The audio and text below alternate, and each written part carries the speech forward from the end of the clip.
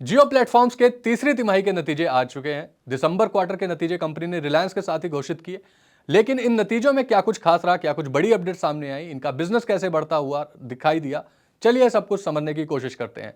नमस्कार, मेरा नाम है सत्यम सिंह और आप देख रहे हैं मनी 9। सबसे पहले बात करते हैं Q3 के अपडेट्स की। इनमें क्या कुछ नंबरों में सुधार हुआ।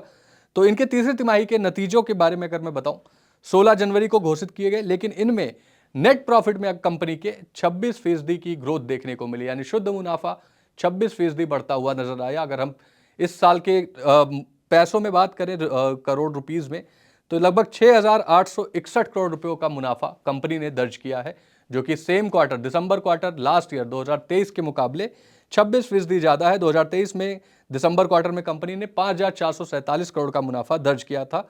इसके साथ ही रेवेन्यू में भी ग्रोथ देखने को मिली। 19.4% की ग्रोथ रेवेन्यू में कंपनी ने दर्ज की है।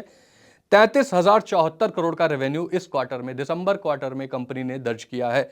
अगर हम सेम क्वार्टर लास्ट ईयर से कंपेयर करें तो उस समय तक तकरीबन 27,697 करोड़ का रेवेन्यू कंपनी ने किया था।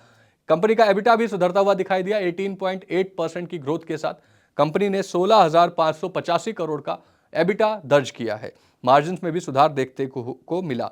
लेकिन इस तेजी का रिजल्ट में इतनी अप्रत्याशित वृद्धि का कारण क्या है? तो इसके पीछे एक अहम कारण है टैरिफ हाइक।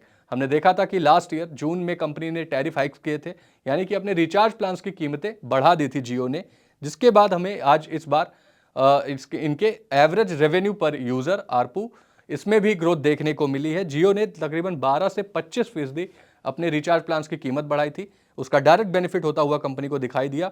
आरपू 195 रुपए, यानी एक व्यक्ति कितना पैसा कंपनी को दे रहा है, इसको एवरेज रेवेन्यू पर यूजर बोलते हैं कि एक औसतन एक व्यक्ति, हर एक कस्टमर से कितना रेवेन्यू कंपनी कर रही है, जो कि पिछले साल सेम क्वार्टर में 195 रुपए 10 पैसे था, वो बढ़कर अब 203 रुपए 30 पैसे तक पहुंच गया है। तो आरपू में अच्छा खासा सुधार हमें देखने को मिला है।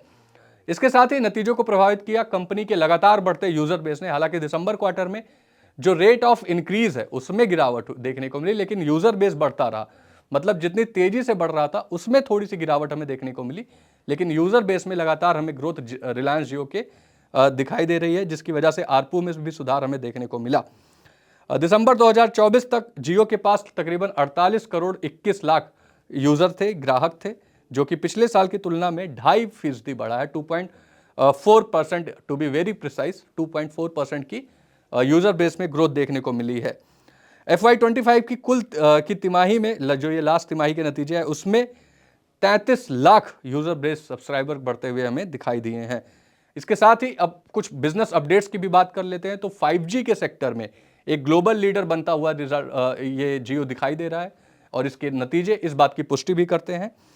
एयर फाइबर बिजनेस की बात करें तो उसमें 45 लाख सब्सक्राइबर हमें देखने को मिल रहे हैं। दिसंबर तिमाही में रिकॉर्ड नए कनेक्शन रिलायंस जियो के एयर फाइबर बिजनेस ने ऐड किए हैं। दिसंबर तिमाही में 20 लाख नए यूजर्स, नए कनेक्शन इन्होंने दिए हैं, और जो कि टोटल अब नंबर 45 लाख सब्सक्राइबर का पहुंच चुका है। 17 करोड़ सब्सक्राइबर्स के साथ दुनिया का लीडिंग 5G ऑपरेटर रिलायंस जियो इस समय बन चुका है। दुनिया में कोई भी देश में इतने बड़ी संख्या में 5G ऑपरेटर नहीं है। हालांकि इस आंकड़े में चाइना को बाहर रखा गया है, क्योंकि चाइना के बारे में काफी कुछ डिटेल्स हमें सामने नहीं आती। वो एक क्लोज मार्केट है, जिसकी वजह से हमें वहां के नंबर्स एग्जैक्टली नहीं मिलते। तो कंपनी ने भी चाइना को छोड़ के ये आंकड़े प्रस्तुत किए। डेटा यूजेस में भी ग्रोथ देखने को मिली है। अगर हम पर पर्सन डेटा कंजम्पशन की बात करें, यानी हर व्यक्ति कितना डेटा यूज कर रहा है, तो महीने में औसतन हर व्यक्ति, जियो का कस्टमर 32.3 GB 32.3 GB का डेटा कंज्यूम करता है।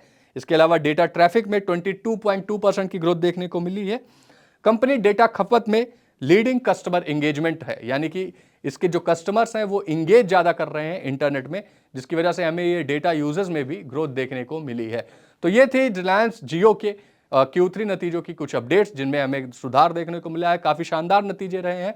अब देखना ये होगा कि आने वाले टाइम में, फ्यूचर में रिलायंस जियो क्या कुछ बड़े बिजनेस अपडेट लेकर आती है। हम आप तक हर जानकारी पहुंचाते रहेंगे। अभी के लिए मुझे दीजिए इजाजत और देखते रहिए मनी 9।